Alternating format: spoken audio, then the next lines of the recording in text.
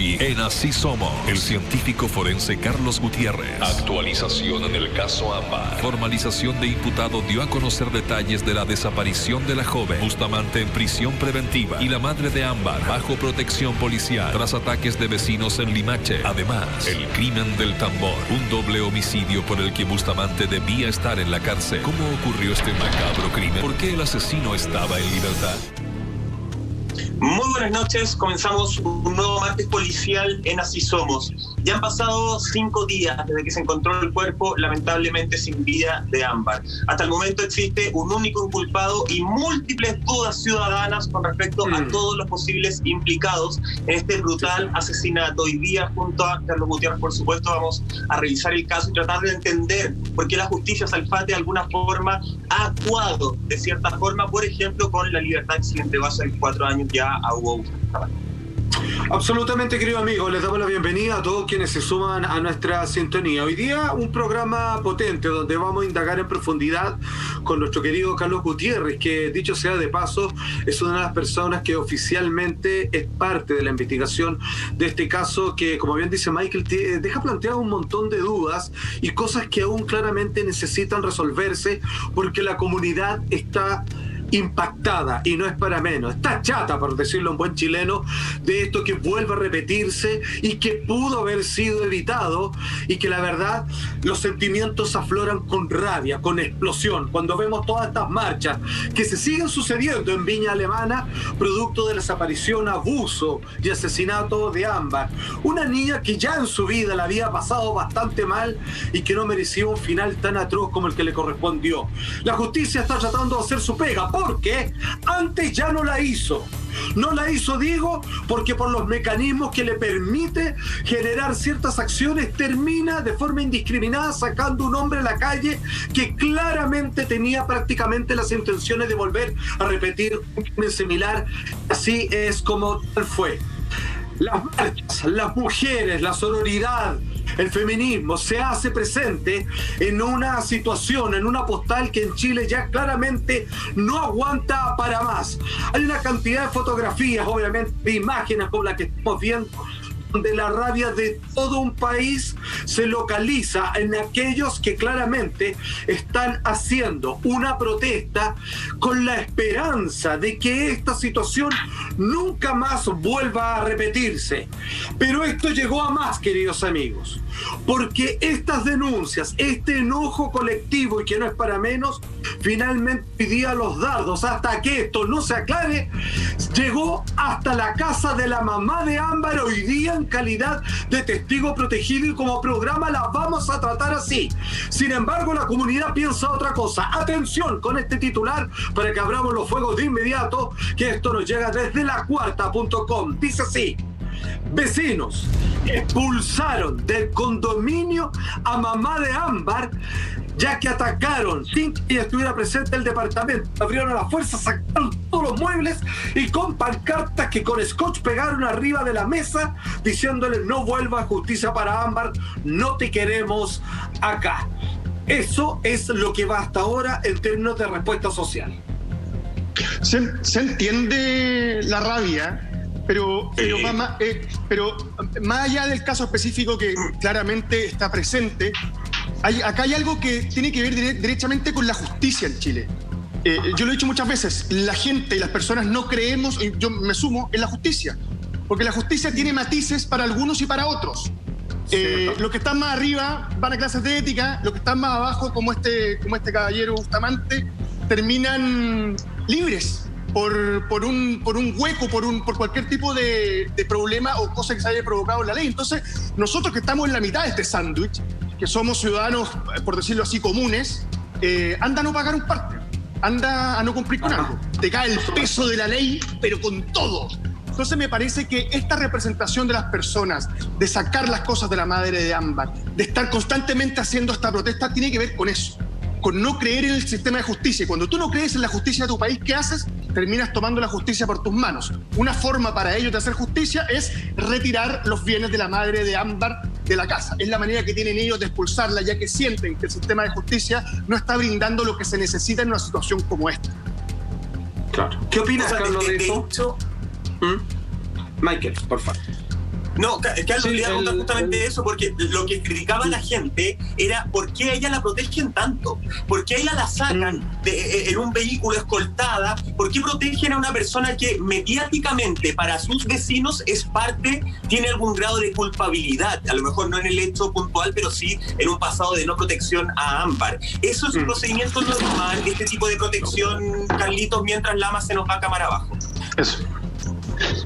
Sí, primero que todo aclarar que como les decía en el programa anterior, estamos con el abogado Pedro Díaz asesorando a la tía política Maritza, que era la persona que empezó esta búsqueda. Ella no es parte querellante aún de la causa, entonces eso dejarlo primero que todo claro.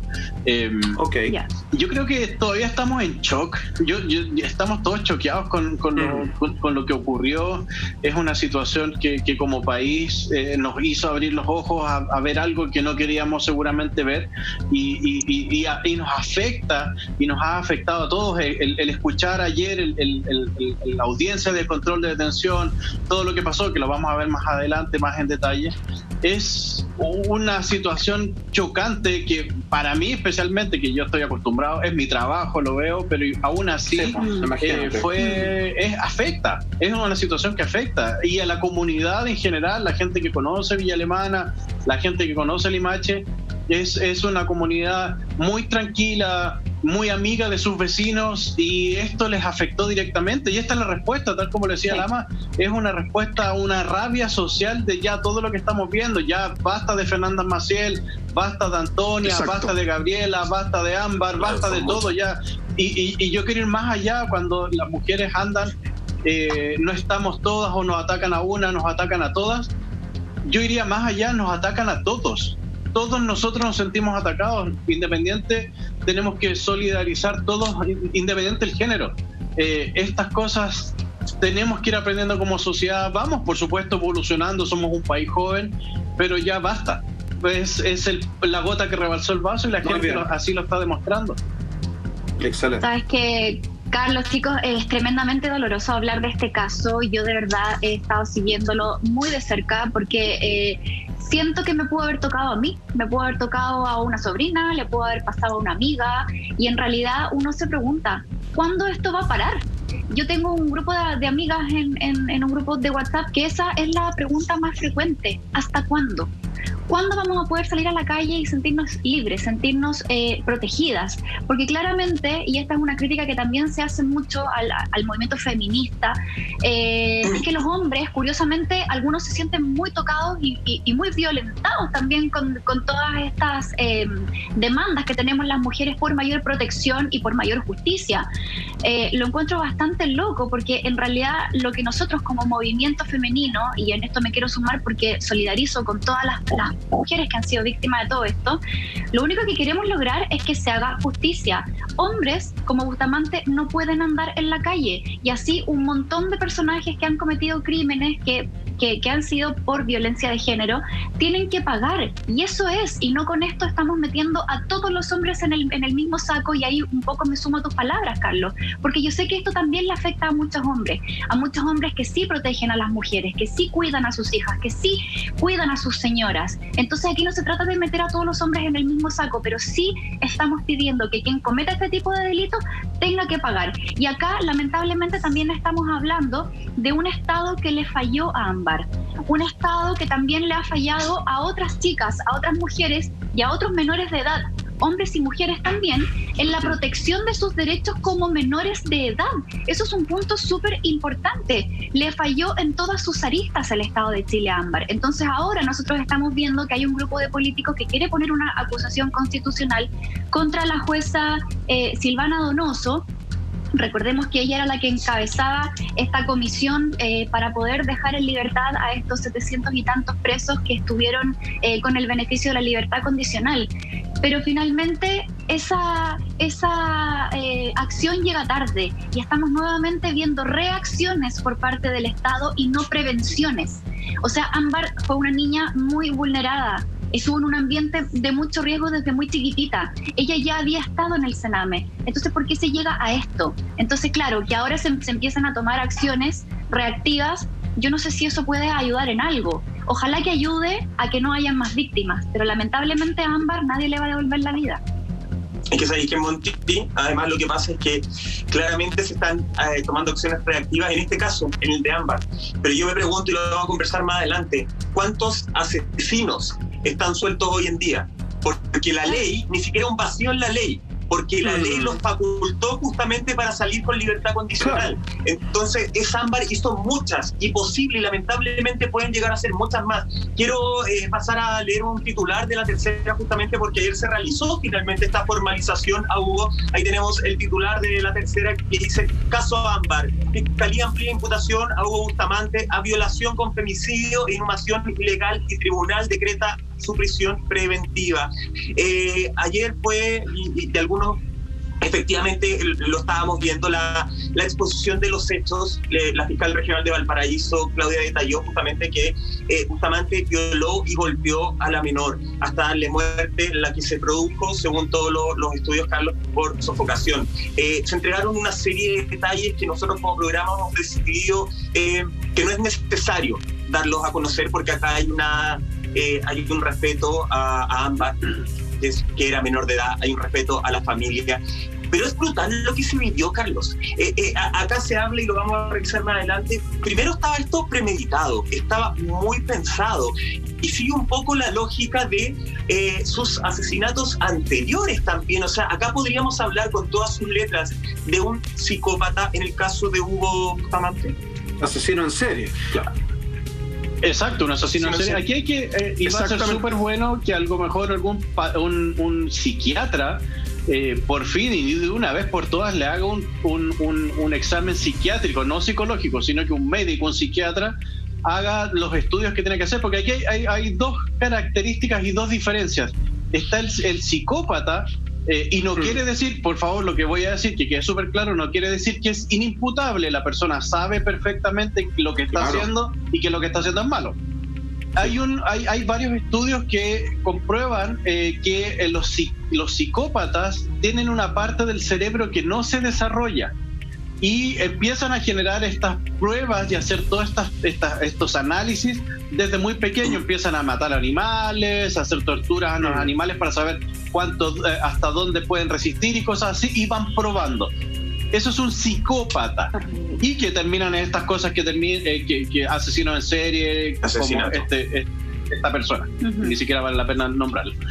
Y después vienen los sociópatas, que los sociópatas son personas que no tienen absolutamente ningún problema mental, pero la sociedad, el entorno los convierte en esto, los hace y los genera en estos asesinos. Entonces, claro, pero es un psiquiatra el que tiene que hacer esta evaluación y saber realmente enfrente qué estamos. Es un tema para estudio más que nada, no va a cambiar en absolutamente nada. Este señor, si cometió todo lo que se le está imputando, es una aberración, es brutal, y debería pasar el resto de su vida en la cárcel.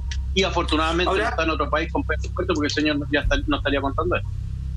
Carlos, desde el día 1 que tocamos este caso, ¿no?, nosotros te preguntamos si es que había una diferencia, por ejemplo, en Estados Unidos con respecto a un seguimiento de estas personas que están en una alta categorización de peligrosidad, y que al momento de destacarla, o que haya una ficha de por medio que diga si este señor está apto o no, digamos, tengan algún tipo de control, digamos, en un periodo de X, de un año, por ejemplo, para ver, digamos, cómo sigue su comportamiento. En este caso, ni siquiera no es que haya faltado eso, es que con todo el cargamento de opiniones de quienes convivían con él, incluso de una psicóloga que en el fondo le tocaba tratar con este hombre directamente, su recomendación era que por ningún motivo él podía llegar a salir de prisión, porque las posibilidades de cometer un asesinato similar eran mucho más que probables. Entonces aquí hay un problema que a nadie parece importarle demasiado, de divorcio entre quienes tratan a la persona, quienes emiten un informe, y quienes luego, casi esto sin leerlo, deciden colocarlo en libertad. Entonces hay un problema del mecanismo que simplemente por liberarse a sí mismo, vale decir, por tener menos presos, ¿cierto?, para que no haya problemas de denuncia de que algún tipo de fallo o procedimiento judicial puede haber sido incorrecto y que luego le caigan las penas del infierno a algún fiscal, un juez, etcétera, etcétera, prefieren que esto vaya avanzando aunque no corresponda.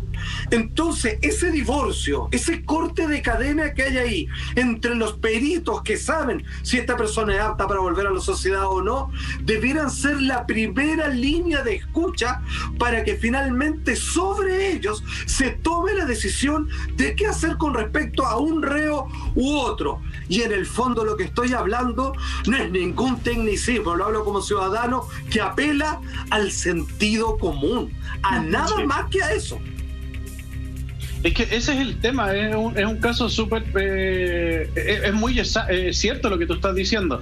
El experto que asesora o perito que asesora al tribunal, porque eso es un asesor, emite una opinión en el área de expertise que uno tiene, y si un experto dice algo, es porque el tribunal lo está pidiendo, y el tribunal debería, por supuesto, tomar esa recomendación si uno es experto. Es como ir al médico.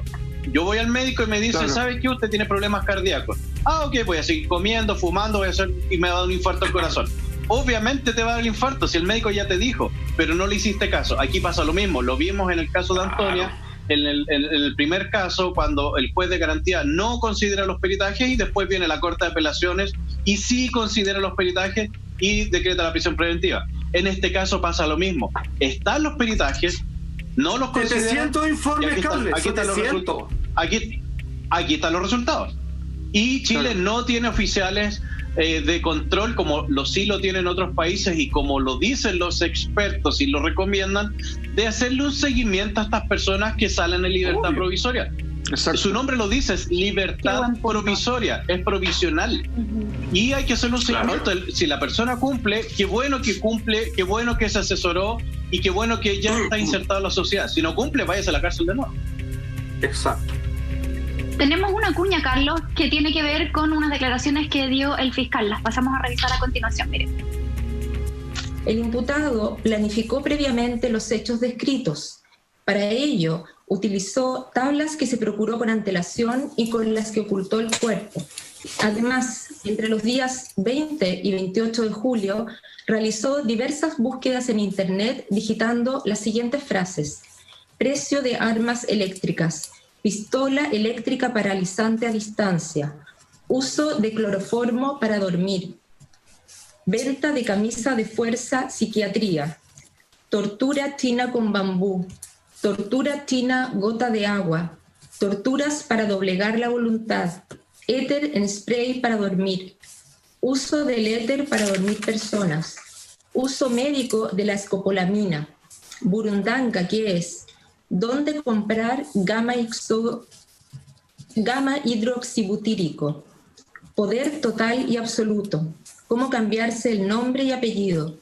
Torturas psicológicas, métodos de tortura, precio de demoledoras de carne, golpes para desmayar, dormir o inmovilizar. Estos son los hechos, su señoría, a juicio del Ministerio Público. La calificación jurídica de los mismos corresponde al delito de violación con femicidio, previsto y sancionado en el artículo 372 bis del Código Penal.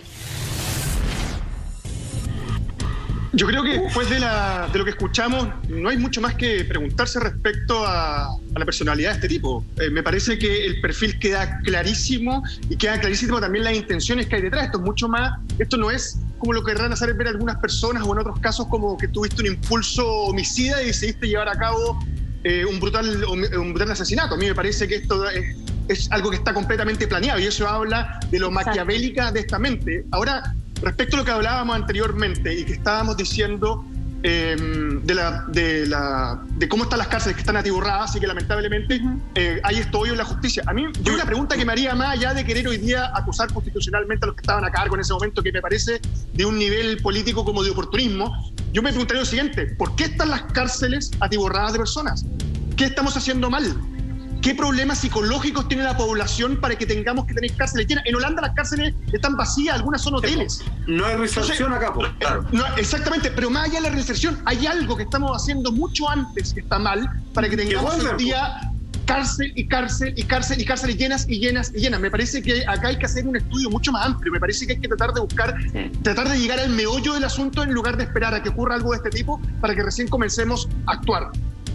Y como dice Lama, no solamente con no solamente, Carlitos, muy breve, no solamente con la cárcel, sino que con todas las instituciones que acá están fallando. O sea, hoy día, por ejemplo, Carlos, veía una entrevista de una amiga de Ámbar contigo en la mañana de televisión, que no dio su rostro, estaba rostro tapado, pero ella contaba que Ámbar, cuando empezó a tener miedo de este tipo Hugo, fue un día que Hugo, después de muchas peleas, le dice, ¿sabes qué? Yo sé de brujería.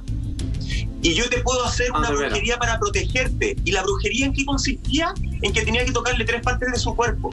Cuando fue a tocarle una de las partes íntimas, le contó a Ámbar, a esta amiga, ahí Ámbar se alejó, ahí le empezó a tener más miedo y después a la semana siguiente se enteró justamente de los antecedentes que él tenía policiales. Entonces acá uno se pregunta, Carlos, son muchas las instituciones, no es solamente Hugo que termina matando a Ámbar. A mi juicio son una serie de instituciones que le apoyan el brazo a Hugo para que termine matando a Ámbar. Y yo no sé si estos 4 años, y son opinión mía, no el programa, pero yo siento que acá muchos son los culpables, no solamente Hugo. Y perdóname, yo dudo que estos 4 años él haya estado muy tranquilo y que de repente se le haya gatillado este gen asesino. Yo temo que a lo mejor muchas desapariciones, de las que a lo mejor muchos hemos hablado, hoy día acá en Chile o en el extranjero, porque recordemos que él hizo como una especie de gira internacional, ahí que ha tenido relación con el señor Hugo. Yo creo que habría una revisión más profunda. Vamos revisando, Carlos. Sí, viendo el tema y entendiendo lo que dice Lama, ni siquiera sabemos cuántas cárceles necesitamos tener. Tenemos cárceles del siglo pasado y todavía están, de 1800 y todavía están funcionando. Entonces, ¿qué reinserción queremos entregar si están todos hacinados los presos? Y tampoco el sistema no apoya en ese sentido. Y claro, o sea, yo no entiendo, porque estos señores en las redes sociales ya son públicas y hay muchas fotos que han salido de él.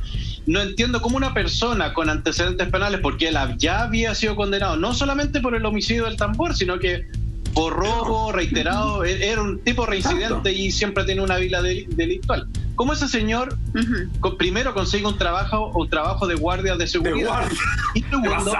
Y segundo, esa fotografía, exactamente esa misma fotografía que está saliendo ahora, el señor está haciendo entrenamiento de tiro. O sea, el tipo, tuvo un entrenamiento de tiro, de disparo. Alguien le pasó arma de fuego, ¿cómo nos revisan los antecedentes? Entonces, ¿de qué estamos hablando? Todo el mundo, el tipo, tú te metes al registro civil, pides tus antecedentes y el tipo va a salir, estuvo detenido en la cárcel, condenado por diferentes delitos de robo, además por un doble homicidio. Y es guardia de seguridad con armamento. Entonces, ¿de qué estamos hablando? Entre más lo decís, más ridículo suena. Sí. Exactamente. Y perdón, Carlos, pero también tiene que ver con que el sistema judicial pareciera no tomar la opinión de otros profesionales que están involucrados en todos estos procesos, porque justamente en el...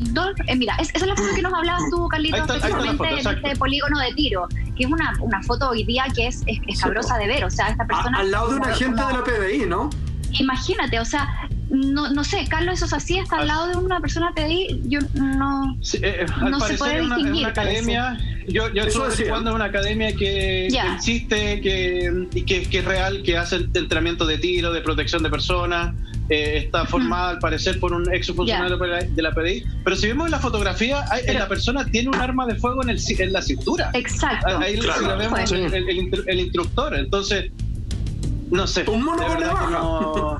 Es que ese es el tema, y a lo que iba, que los profesionales que componen esta cadena de errores parece no escucharlos también, porque hay un informe del 2005, un informe psicológico que decía, estamos dejando libre a un león que va a volver a comer. O sea, ya había un antecedente de aquello. Y otra cosa que tú dijiste, Carlos, que me parece súper importante, es el seguimiento que se le hace a estas personas, porque todos concordamos en que todos tienen derecho a una segunda oportunidad, pero como muy bien decía Carlos Pintos, este caballero ya no tuvo segunda oportunidad, hasta como la tercera o cuarta oportunidad. Entonces, no hay vigilancia. De hecho, cuando él llega nuevamente al sector de Villa Alemana, que fue donde cometió su primer crimen, los vecinos tuvieron que organizarse a través de grupos de WhatsApp, a través de grupos de Facebook. Eran los vecinos que se encargaban de esa vigilancia y no había una vigilancia externa de la condicional en terreno. Entonces, aquí son muchas cosas las que se van juntando. Ahora sí, Salfa, te paso la palabra porque vamos a ir momento muy importante que tiene que ver con las declaraciones de la madre. Muchas gracias, Monty. A ver, lo que pasa, aquí tenemos que entrar en un terreno más bien delicado, porque nosotros como programa, y con la información oficial que existe, vamos a referirnos a la madre como la justicia hoy lo plantea. Ella es una testigo y no cualquier testigo, es testigo protegido, en donde iniciamos nuestro programa viendo obviamente lo que sucede en términos reactivos con todas las vecinas que van, se meten a la casa, la rompen la puerta obviamente y sacan todos los muebles, solicitando en una mezcla entre opresión civilizada de que ella se vaya del barrio, que no la quieren más ahí.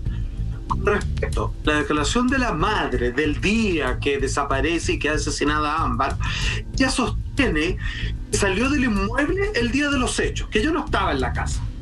La fiscal Bowen, a cargo, señaló que se está a la espera de los tráficos solicitados de los teléfonos, o sea, ver triangular a dónde estaban estas personas en aquel momento, pero que hasta ahora es posible establecer que el día 29 la madre tiene conexiones telefónicas en una ciudad. Acá hay dos cosas que hay que preguntarle a Carlos de inmediato.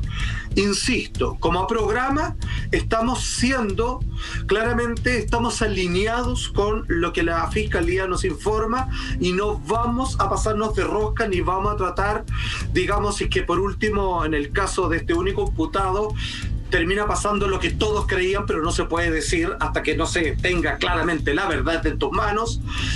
Hay dos cosas que son rarísimas. Efectivamente, la mamá no estaba ese día, pero dijo que iba a trabajar. Y sí sabemos, por reportajes de otros canales, que ella no se presentó ese día a trabajar. Entonces, ella efectivamente no está a la casa. Pero tenemos el antecedente que de forma curiosa, la mamá le pidió a su hija que fuera ese día a una hora muy temprano, como nunca antes lo había pedido, a ir a buscar el dinero que su padre le dejaba en manos de ella. Entonces, si eso es así, si la mamá le pide que vayas ahora cuando ella no va a estar y que dice que va a estar trabajando y que no fue el caso, y que este señor finalmente tenía todo preparado para, al parecer, cometer este asesinato, ahí la verdad es que simplemente lo voy a exponer como que nos deja más preguntas que finalmente claridad respecto al rol de la madre. No sé cuál es la opinión profesional tuya, Carlos. Hay algo seguramente que no sabemos, es algo que la Fiscalía está trabajando y en ese sentido, como bien tú dijiste al principio, hay que respetar su trabajo y seguramente en su minuto vamos a saber realmente lo que la madre sabe. Hay que localizar para la gente que no conoce y especialmente los amigos que nos ven desde el extranjero, Limache, que es la ciudad donde se localizaba la mamá, supuestamente con Villa Alemana, especialmente con el sector de Peña Blanca, son sectores muy cercanos. Son 30 minutos en vehículo o en locomoción colectiva a más tardar. Entonces es relativamente cerca, es un trámite o un trayecto relativamente breve, corto. En un poco tiempo uno puede estar en una ciudad y después en la otra. Lo que no me cuadra es lo que tú dices. La mamá nunca faltaba a trabajar. Ese día faltó y dijo que iba a trabajar. Claro. Después vemos a la madre con este sujeto. Habían fotografías que iban arrancando o buscando un camping mientras Ámbar estaba siendo buscada. La madre nunca participó en las búsquedas. Y eso era algo de la tía que siempre lo comentó y es público también. Pero lo que sí, yo entiendo la rabia de la gente, pero también hay que entender que ese lugar, el departamento de la madre, el Limache, el imputado también estuvo ahí, entonces pudo haber habido alguna evidencia también, que en este minuto ya obviamente está destruida porque la gente llegó, entró y sacó las cosas. Entonces pero yo entiendo la rabia, pero hay que dejar trabajar también un poco a la justicia, en este caso a la fiscalía. Sí. Carlos, hay algo que no entiendo, porque, a ver, si bien la mamá, lo que supuestamente el testimonio de la mamá, como bien nos decía Salfate, es que llegó su hija Ámbar temprano, ella le pasó la plata, Ámbar se fue, ella se va y después Ámbar habría regresado porque se le había quedado el celular justamente. Y ahí se habría encontrado solo con Hugo y ahí se habría efectuado todo este... Perdón, si se le quedó el celular es porque entró a la casa entonces. Claro, porque no, porque entró a la casa, que es otro hecho que decían que es muy raro, porque efectivamente ella nunca entraba a la casa, y eso lo dicen amigas que lo acompañaban y todo eso. Pero yo digo, es más simple este hecho. Hay una cámara que nosotros sabíamos de un vecino, que fue la cámara que efectivamente nos llevó a saber que ellos trasladaron una lavadora. Extraño. Primero, no sé si se sabe qué lleva en esa lavadora. Esa misma cámara no se ha periciado para saber si efectivamente la mamá salió antes que Ámbar, para saber si Ámbar después salió y después volvió a buscar el celular. Eso me imagino que es la prueba número 1 que tendrían que tener en fiscalía, ¿o no? Eso ya se perició, ya se vieron esas imágenes. Debe estar. Sí, debe estar, pero como te indicaba anteriormente, hay cosas que obviamente nosotros no sabemos porque son parte de la investigación, y ayer obviamente tampoco se mencionaron. Entonces hay que dejar trabajar seguramente en el minuto o preciso, vamos a saber. Y eso le puede estar dando la razón a la mamá. Exacto, a lo mejor le puede estar dando la razón a la mamá, a lo mejor puede que la mamá realmente sepa algo, porque ella fue la que citó. La duda que yo tengo es saber dónde está esa plata. ¿Realmente le pasó o no le pasó la plata? La plata hasta el día de hoy no sabemos dónde está. Entonces hay muchos cabos sueltos todavía, en especial que involucran a la mamá. La mamá sigue, por supuesto, siendo testigo. Ella fue la que confesó, manifestó a la fiscalía que está amenazada de muerte, fue amenazada de muerte por este imputado en su minuto, y por eso ella no habló. Entonces hay que ver, hay que dar la duda hasta que vayamos cerrando y conociendo, por supuesto, más antecedentes que ratifiquen esta información o la empiecen a comprender de otra forma. Claro, a ver, hay algo que no podemos dejar de subrayar una y otra vez, porque, ojo, acá hay un cómplice, y el cómplice, digámoslo así, es el sistema. Estoy ocupando una palabra que es un poquito pasada, pero entendamos de que si queremos ver cuál es el origen de todo este problema, tiene que ver con el mecanismo de justicia. El caso es que Hugo Bustamante, ya por entonces archiconocido, digamos, salía en programas de televisión de Carlos Pinto como el famoso asesino del tambor. La verdad es que él sale en el año 2016, luego de estar condenado a 27 años, sale a los 11. ¿Por qué? Porque finalmente, por esta reforma legislativa, y dado que según dentro de prisión él tenía un excelente comportamiento, la verdad es que entonces, en manos de las comisiones de libertad condicional, junto con las cortes de apelaciones compuestas por jueces que rotarían cada año, terminan diciendo que, haciendo caso omiso a las recantaciones de los gendarmes y de los peritos en psicología que podían ver el comportamiento de este señor, de que él claramente podría estar en libertad. Hay que decir que esto es una nueva ley promulgada ya en el 2012 que también ayudaba, y aquí esto es grave, porque esto es pura conveniencia, es cero humanidad, que es que ayudaban esta ley a descongestionar las cárceles del país, y a la vez le permitía al Ministerio de Justicia evitar los costos políticos de algún error, para que no les cayeran multas por meter a alguien preso por equivocación. Trataban de sacarlo a todos ligerito para que nadie reclamara. Como decía, Carlos Pinto habló con él. En esa sola entrevista uno podía darse cuenta de un montón de cosas, como lo hizo todo Chile que lo vio por televisión. Atención con este registro, mira. Para poner un ejemplo, siempre en las docenas de duraznos viene uno machucado. Claro. Y la intención del comprador es pensar que todos son de primera categoría. Entonces estos análisis que se hacen, digo, tiene que ver con la gran cantidad de personas que salieron con él en esa ocasión en libertad, ¿no? Y entonces hay miramientos. Seguramente él tiene una buena conducta, es decir, aprueba los primeros obstáculos, pero cuando uno se zambulle en su psicología, perdón, yo no soy psicólogo ni menos psiquiatra, vale decir, mi apreciación básica me llevó a pensar en esa oportunidad, este tipo debe haber tenido una condena perpetua. Claro. En aquel momento. Ni siquiera tuvo una cadena perpetua. Ahí estaban las palabras de Carlos Pinto justamente en Hola Chile, hablando de esta situación. Recordemos que Carlos Pinto entrevistó a Hugo Bustamante en la cárcel cuando él estaba cumpliendo condena por este homicidio, el crimen del tambor, crimen que vamos a pasar a revisar para entender, ¿hay alguna similitud entre el brutal asesinato que cometió en contra de Ámbar y este crimen del tambor? Está de alguna forma mejorando su sistema, por más frío que suene, y cómo el sistema completo le falló a Ámbar, todo eso después de una pequeña pausa. No se vaya. Y continuamos entonces revisando lo que sería un poco el perfil de Hugo Bustamante. Salfate, tú tienes datos tremendamente importantes sobre la capacidad que este sujeto tiene de ejecutar sus crímenes. Lo que pasa es que cuando nosotros lo escuchábamos en esa entrevista con Carlos Pinto, hay algo que ya aparecía en los más de 700 informes de correspondencia de la poca factibilidad recomendada de poner de vuelta a esta persona en la calle.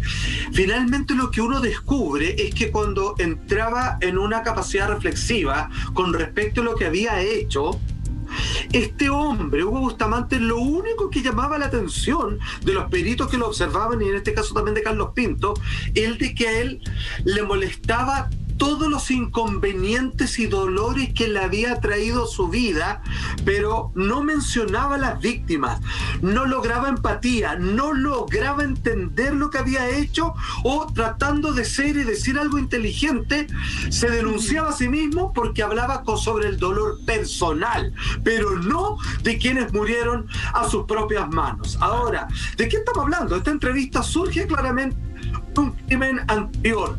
Este crimen anterior, finalmente, que es donde se le conoce como el asesino del tambor, Lama. ¿Tú te acuerdas bien cuando alguna vez hablamos de esto también en el programa? ¿Sabes qué? A mí me da un poco, lo voy a decir así con toda su letra, me da mucha lata que estemos repasando, que vayamos atrás y nos demos cuenta que un hombre tan peligroso se encontraba libre. Eso es lo que me llama más la atención. Lo decía Carlos Pinto, él no es psicólogo, yo tampoco, ninguno de nosotros los que estamos acá, creo, lo somos. Pero hablo por mí, pero por el resto también. Sí, no. Entonces, perdóname, uno escucha la declaración y es suficiente. Uno ve la alevosía en la búsqueda posteriormente que revisamos y que decía la fiscal, y te das cuenta que esta persona tiene una desconexión mayor. Yo voy a decir algo y me hago cargo. Esto está al nivel de desconexión de los grandes psicópatas asesinos en serie gringos. Lamentablemente no veo mucha disociación entre unos y otros, a pesar de que muchas veces algunos de los que uno ve en Estados Unidos, uno siente que escapan a la realidad. Uno siente que nosotros estamos lejanos a ser una sociedad tan quebrada o tan enferma para llegar a esos límites. Y me parece que ese no querer ver el problema es lo que nos tiene en este momento en esta situación. Exactamente. Michael, revisemos un poco sobre el famoso crimen del tambor, que lo hizo simplemente popular. A ver, ¿qué es lo que pasa con este hombre que finalmente sobrepobló todos los portales?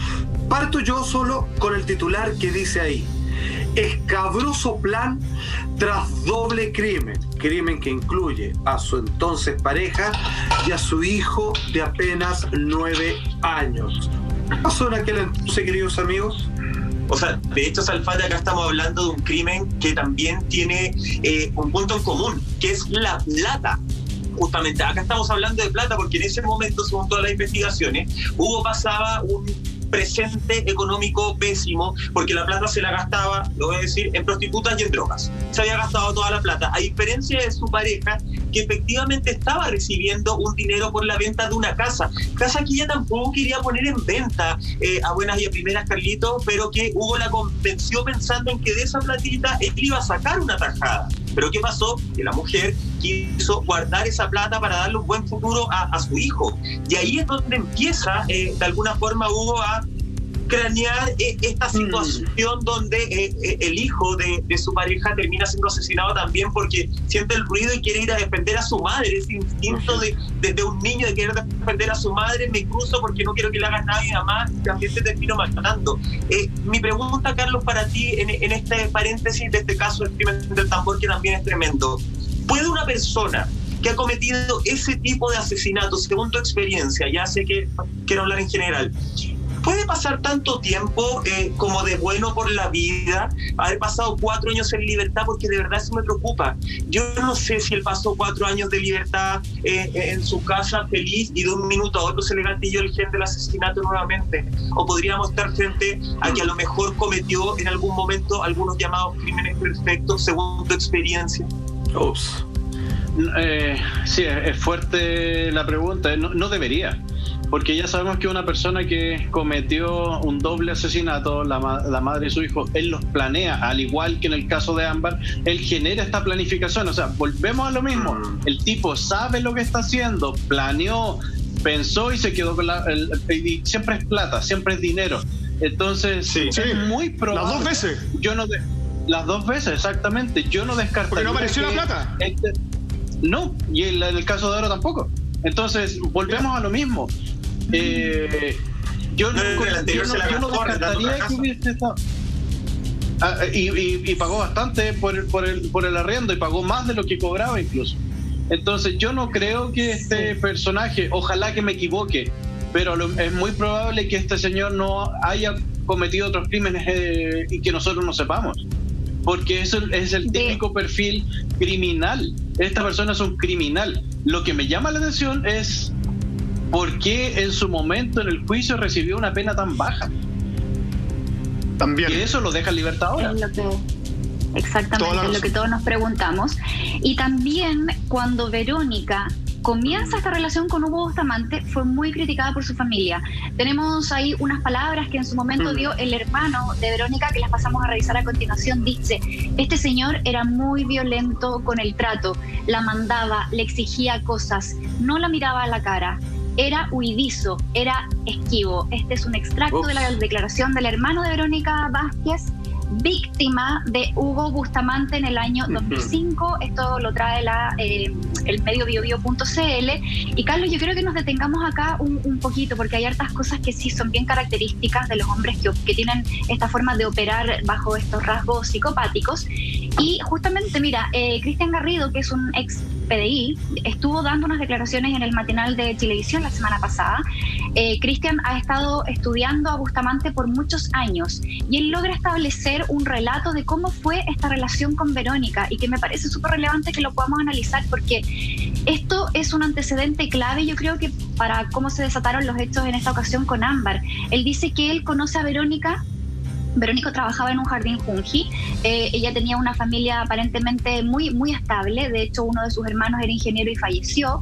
El hermano que da estas declaraciones es un médico. O sea, estamos hablando de una familia más o menos normal, que aparentemente no tendrían ningún tipo de problemas ni económicos ni emocionales. Sí, Verónica estaba en ese momento muy vulnerable, y fíjate que Hugo conoce a Verónica en una charla de metafísica.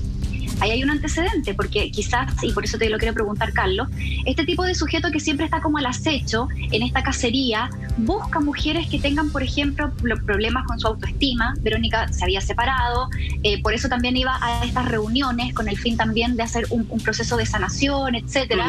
Entonces, podríamos decir que él busca un perfil de mujer que esté más desvalida, que esté más emocionalmente más permeable a cualquier persona que llegue a entregarle un poquito más de amor. Y aquí, como escuchaba también a un psicólogo que decía, estas mujeres por lo general caen en una situación que se llama el hechizo, que los psicólogos lo describen como una relación de dependencia que no se logra entender, que este sujeto efectivamente logra hechizar a estas mujeres para poder, en el fondo, embaucarlas. Exacto, los psicópatas por lo general son encantadores, y así, a través de ese encanto, logran llegar a sus objetivos perversos. ¿Podríamos hablar del perfil de mujeres que buscaba Hugo Bustamante? ¿Era de esa forma? Sí, de hecho, lo que tú comentas es súper importante. El tipo se estaba capacitando, o sea, lo vemos, el tipo siempre está capacitándose, siempre está tomando cursos de algo, y eso le da un vocabulario, por supuesto, más avanzado, temas de conversación, y así lo hace más encantador. Yo lo pensé así, bien rápido, y guardando, por supuesto, las proporciones, o a lo mejor no, a lo mejor son iguales. Yo lo compararía con el caso de Ted Bundy. Ted Bundy también era una persona muy guapa, muy encantador con las mujeres. Él se acercaba mucho con las mujeres y después, ¡pum!, las asesinaba. Aquí pasa lo mismo. Este personaje las encanta. Tú dices como... habla bien. Encantamiento, y las mujeres caen, exacto. Habla parejito, no es un gordo ni nada, relativamente. Él levantaba pesas. Recuerda que él levantaba pesas, entonces tenía un físico bastante agradable a lo mejor a la vista de las mujeres, él filosofaba mucho, entonces es una persona que viajó mucho por el mundo, entonces temas de conversación tenía, entonces seguramente así las encantaba, y obviamente una mujer o un ser humano que esté con las defensas bajas o con baja autoestima lo va a enganchar de inmediato. Exacto. Mira, fíjate que quiero que repasemos un poco cómo fue este asesinato en particular que lo hizo terriblemente famoso. Acuérdense que este hombre, que estamos de alguna manera desgranando un poco cómo es su personalidad y su capacidad de encantar a mujeres en cierto perfil, ¿cierto? Y que siempre se repite en este nuevo caso con Ámbar, donde todos los familiares, y en este caso la misma Ámbar, le dice, pero ¿cómo te vas a meter con este hombre? Mira cómo es, o sea, es súper evidente, pero enseguida a quienes son sus parejas al parecer. El caso que en algún momento, estando con Verónica, la convence de que venda una casa y que él espera recibir parte de ese dinero, ya que está con él, ya que soy pareja, ya que yo apaño, eso eran sus palabras, obviamente que me llegue una tajada a mí también y seguimos juntos como siempre. La verdad es que esta mujer, en un acto de lucidez, esa plata que ella logra proyectar que tiene su hijo de 9 años, le dice, voy a pensar en él, en su futuro, sus estudios, para que le pueda servir de algo, que no nos vaya a pasar alguna enfermedad terrible, en fin. Y ahí es cuando este hombre se desespera. Al darse cuenta que no le va a llegar nada de dinero, comienza a ponerse violento y luego comienza a atacarla cuando Verónica se defiende. Comienza a golpearla muy rudamente, y el niño de 9 años, al escuchar esto y ver que su mamá está siendo violentada, él se le lanza encima y finalmente este hombre también le hace correr la misma suerte. ¿Qué es lo que pasa? Que finalmente a sus dos víctimas, a su pareja y al hijo de ella, las mete en estos tambores metálicos de 200 litros de capacidad y los llena con agua, cal y yeso. Deja los cuerpos ahí hasta el 15 de enero de ese mismo año 2015 y llevárselos a una casa nueva que había arrendado. Ahí es donde los entierras, y la investigación, ojo, duró solo 10 días para atraparlo, y que esto hubiera sido quizá el crimen perfecto, de no ser por una llamada anónima que le dice, revisen ahí, porque seguramente algún vecino vio a este hombre enterrando sospechosamente ese tambor, en donde ya al conocer un poco cómo era su carácter, pensó lo peor y claramente no se equivocaba. Y ahí es cuando los encuentran a estas personas completas, enterradas en agua, cal y yeso dentro de estos tambores que habían sido enterrados. Y ahí Lama decía algo muy interesante. ¿Se acuerda cuando fue la tía a la casa, cuando Ámbar estaba desaparecida y le empieza a buscarla a ver si encontrarla, y dice, oye, yo no le he hecho nada? De hecho, si lo hubiera matado ya se hubiera sentido el olor acá. O sea, de hecho, lo que pasó fue lo mismo. O sea, de hecho, lo que hace se está autocorrigiendo. O se está autocorrigiendo, uno lo puede entender como que se está jactando efectivamente para sí mismo de que ahora lo hizo bien, de que ahora se preocupó, porque recordemos que en primera instancia ni siquiera los perros policiales lograron identificar el cuerpo de Ámbar, porque estaba a una profundidad bastante importante, por lo tanto no alcanzaban a captar este aroma. Entonces uno, ahora conectando esas piezas, me dice, claro, acá como que se estaba jactando, diciendo internamente, oye, qué bien lo hice, qué perfecto estoy. Ahora, cuando uno escucha el relato de El asesino del tambor, no sé si lo compartís, Lama, de alguna forma, uno dice, wow, no hay que ser psicólogo, no hay que ser psiquiatra, ni siquiera, porque estaba mucho la duda si la jueza había leído o no había leído el informe, ¿cierto?, de gendarmería. Algunos decían el informe era demasiado general. No, la tercera lo publicó y era bastante específico el informe, donde claramente decían no tiene que salir en libertad Hugo Bustamante. Entonces uno dice, ya, a lo mejor ni siquiera lo leyó, pero hay, siento yo, 2 dedos de frente, me van a perdonar, para poder identificar qué personas efectivamente se pueden reinsertar en la sociedad y cuáles de frentón no. Más cuando a todo Chile, en una entrevista con Mea Culpa, él le decía, ¿sabéis qué? A Carlos Pinto, yo no sé si el día de mañana salgo de acá y vuelvo a cometer el mismo acto. O sea, ni siquiera él tenía la desfachatez, la más de mentir, porque le daba lo mismo, porque también siento que él sabía que había un sistema que lo estaba avalando. Era una confesión a futuro. Hay un detalle, mira, Primero, me parece que lo que decís tú, Roldán, respecto a lo que pasa en Mea Culpa y respecto al perfil de este tipo, lo comentábamos en la pauta. Él era un tipo que en la cárcel se dedicó a tomar todas las tareas que podía hacer para ser un reo ejemplar. Entendía en su mente que el buen comportamiento le iba a ayudar a salir antes o lo iba a ayudar a tener una estadía que saliera más corta. Eso por un lado. Segundo, él fallaba constantemente en el tema psicológico y en los grupos de apoyo que hay en la cárcel. Lo decía también el pariente, no miraba la cara. Entonces, acá tenemos dos cosas. Uno, hay una disociación brutal entre el factor psicológico de la población carcelaria y lo que decide la ley finalmente. Y creo que ahí es donde está el meollo del asunto. Yo te puedo apostar, sin ser psicólogo, sin tener idea, que durante 11 años el señor Bustamante pensó que fracasó en su primer crimen por el tema del hedor. Y fue lo que quiso corregir el lamentable asesinato, homicidio. Le dio vuelta. Entonces eso voy. Yo no soy psicólogo y te puedo apostar que durante 11 años pensó eso. Me parece que es necesario que el Poder Judicial o la justicia y la parte carcelaria, gendarmería, trabaje de la mano con los psicólogos, que se fusionen, porque es la única manera de evitar lo que estamos viendo el día de hoy.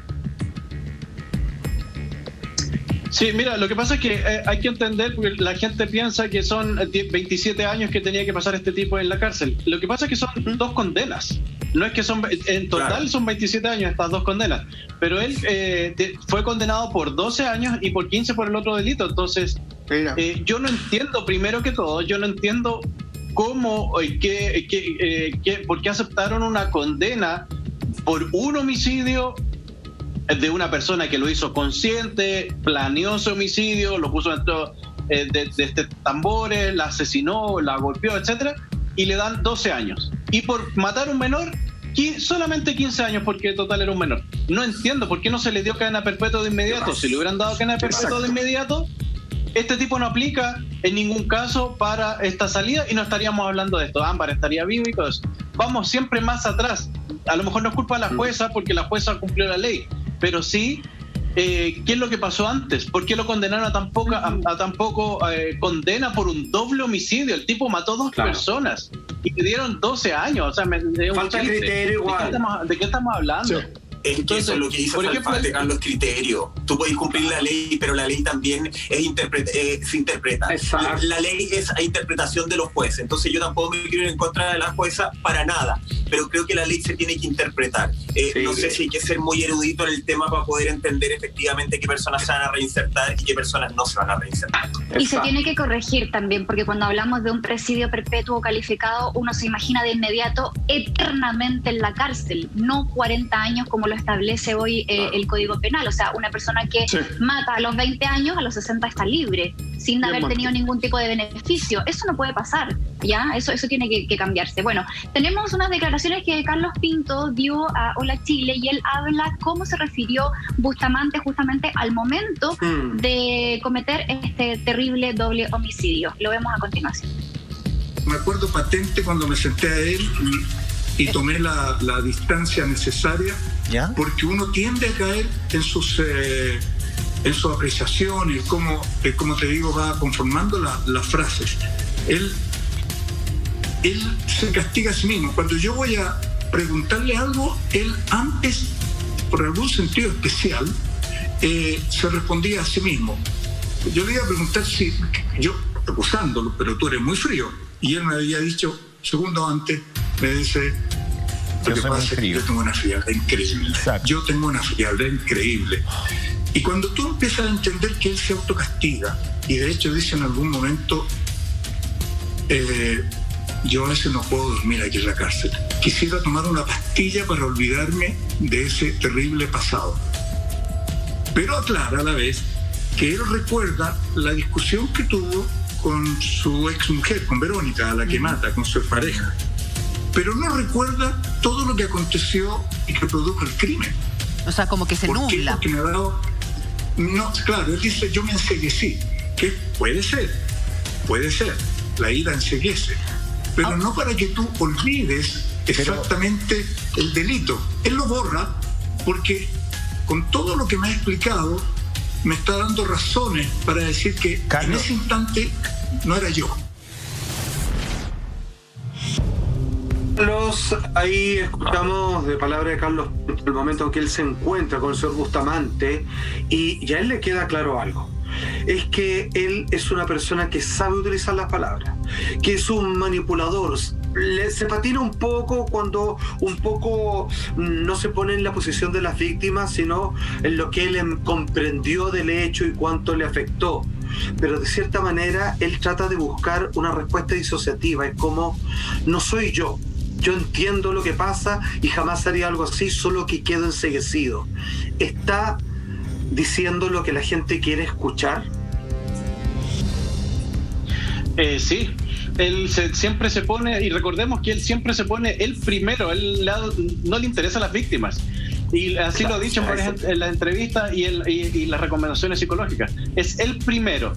Y a él no le interesa lo que pasa con las víctimas, le interesa lo que pasa con él. Y para él, si él se siente bien dando estas declaraciones, él se siente bien haciendo eso, es como una especie, y él se mejora y puede seguir viviendo su vida.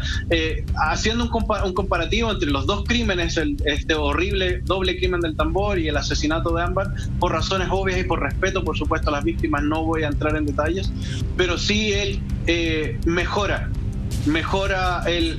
su técnica, entre comillas, para que no lo descubran. Afortunadamente lo descubrieron igual y afortunadamente está tras las rejas en este minuto esperando el juicio.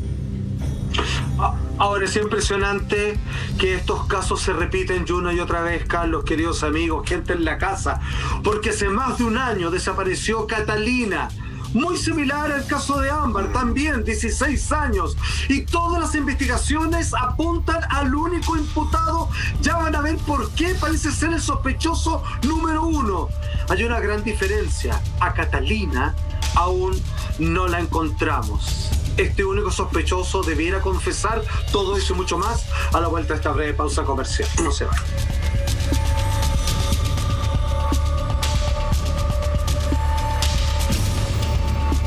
De alguna forma, y Carlos nos dejaba en claro estas similitudes, lo conversábamos, voy a transparentarlo, lo conversábamos en comerciales. Es fuerte decir, escuchar que efectivamente perfecciona de alguna forma su sistema, porque uno tiene eso para un lugarcito de algo más positivo, de algo bueno. Exacto. En este caso, lamentablemente, claro, vio sus errores y los perfeccionó en el caso de Ámbar. Lo único que esperamos como programa es que llegue justicia y que paguen todos los implicados que tengan que pagar. Al igual que en el caso que ya nos adelantabas tú, querido Salfate, de la desaparición de Catalina Álvarez, que ya cumplió más de un año y que justamente a raíz del caso de Ámbar empieza a salir nuevamente a la luz pública. De hecho, tenemos un titular de la búsqueda de Catalina en Copiapó. Este lo trae La Cuarta y se continúa la búsqueda para hallar a Catalina. Antes, Salfate, de pasarte para que nos expliques este caso, solo quiero recordar una cosa. El único que está siendo investigado hasta ahora es el colectivero Hugo Pastén, que es el autor de los delitos de homicidio de una mujer trans. Estoy hablando de Susi Montalbán, del incendio de la vivienda en la que residía la víctima, del homicidio de una ciudadana boliviana, Marina Cabrera, y está siendo investigado por la desaparición de Catalina Álvarez. Ese hombre estaba suelto también. Ese hombre estaba paseándose en las calles. Perdón por la pregunta. ¿Salió igual que el señor Bustamante? Bajo lo mismo. Es que ¿sabéis qué es lo que pasa? Perdona, un paréntesis muy corto. Para emputecerse en buen chileno. Porque la Monte decía antes, van a acusar constitucionalmente a la jueza que dejó salir el señor Bustamante. Perdóname, eso dejémoslo para después. ¿Están siguiendo a los 740 personas que dejaron salir? No. ¿Están haciendo un seguimiento? Eso es. Están buscando, porque, perdóname, ahí está el problema. Tenemos 739 personas más que están fuera y que posiblemente están dispuestos a cometer un horrible delito como pasó con Ámbar. Entonces, perdóname, más allá de jugar a los oportunismos políticos, empecemos a registrar dónde están esos 740 personas. Porque esto es lo mismo, exactamente, lo de Catalina es exactamente lo mismo. Exacto. Al único imputado, el único sospechoso, atención, ¿por qué se habla de que hay solo una persona que por el momento se le considera que puede ser el responsable de la desaparición y todo parece indicar claramente de que no va a haber buenas noticias cuando encontremos a Catalina, esta muchacha maravillosa, tremendamente alegre, muy querida por sus amigos, 16 años, igual que Ámbar, menor de edad exactamente. ¿Por qué se habla del psicópata de Copiapó? Que ya contaba Michael su antecedente, que ya se le había culpado por un montón de cosas, ya estaba trabajando de colectivero. Ahí está el punto. Porque en algún momento, ¿qué es lo que pasa? Finalmente se dice que Catalina ocupó ese colectivo. Vale decir que la joven desapareció luego de abordar el automóvil que este señor, que estaba en la calle, no sé cómo, trabajando de chofer, para ella volver a su casa, cosa que nunca sucedió. El fiscal Cristian González asegura que les queda comprobar la responsabilidad del sujeto de la desaparición de esta joven, pero que están seguros de que fue él. Eso es lo que dice la investigación. Son sus palabras, que a ellos no les cabe la menor duda que tiene que ser él. El facultativo, este fiscal afirma que el investigado quedó solo con Catalina, que se la llevó lejos de la ciudad, todo apunta a aquello, y que ahí es donde le habría dado la vida. El problema es que aún no se encuentra el cuerpo de Catalina porque este hombre no se ha dignificado a confesar. Mientras tanto, la investigación continúa, lleva más de un año, y a no ser que este hombre lo rompan, se quiebre emocionalmente o tenga algún tipo de humanidad, este caso va a continuar tal como ha seguido de hoy, y la familia, por supuesto, o mucho menos la madre, no tiene consuelo por su hija. ¿Cuáles son las similitudes? ¿Qué es lo que pasa? O sea, si podemos hacer un paralelo, Carlos, entre el caso del llamado asesino del tambor y este hombre llamado por otras cosas como el psicópata de Copiapó, parece que la historia se puede calzar una arriba de otra prácticamente. Es lo mismo, es lamentable. Volvemos a lo mismo. ¿Qué pasa con la gente que vive en libertad provisoria? Yo no estoy en contra, por supuesto, de la libertad provisoria. Todo el mundo tiene derecho a seguir su vida y enmendar sus errores. Pero volvemos a lo mismo. Al final ya es una situación que ya da rabia, ya no encuentras adjetivos para decirlo. Y de hecho, este personaje, a la ciudadana boliviana asesinada, ella también tomaba el colectivo y también tomó el colectivo con él. Me suena mucho al psicópata, ¿se acuerdan ustedes de Alto Hospicio, que tomaba y abordaba a las muchachas escolares en el mismo vehículo? Y en este caso a este psicópata dicen lo mismo, es el psicópata del colectivo. Él tomaba a las víctimas, las subía al colectivo a la fuerza o eran pasajeras de él y se las llevaba y las asesinaba. Lamentablemente falta a encontrar a Catalina. Ella llamó por teléfono a su madre y le dijo, ella alcanzó y se siente un golpe, se acaba la comunicación y no sabemos nada más de Catalina. Y ya ha pasado más de un año y todavía no sabemos dónde está, lamentablemente.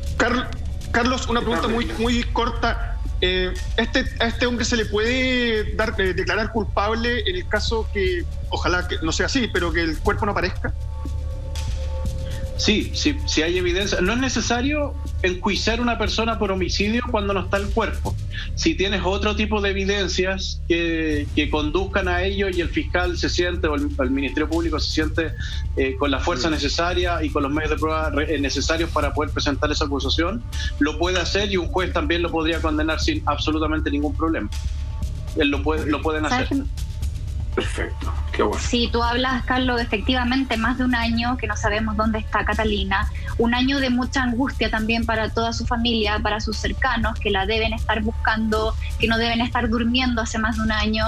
Es una angustia de verdad que uno dice, por favor, que esto se resuelva de una vez y que se ponga todo el policial necesario a cargo, investigativo, para que se llegue a una solución, porque otra de las críticas también era que se había dejado de lado la búsqueda de Catalina. Entonces, a nosotros también como programa, quizás como medio de comunicación, nos parece muy importante visibilizar los casos, porque hemos visto últimamente que los casos que han sido más mediáticos han logrado quizás una, no sé si justicia de forma más rápida, pero sí se le ha puesto más foco. Lo mismo que pasó, por ejemplo, en el caso de Martín Pradena, cuando el juez no le dio la reclusión, ¿cómo se dice, Carlos? Cuando la prisión preventiva, ¿cierto? Prisión preventiva.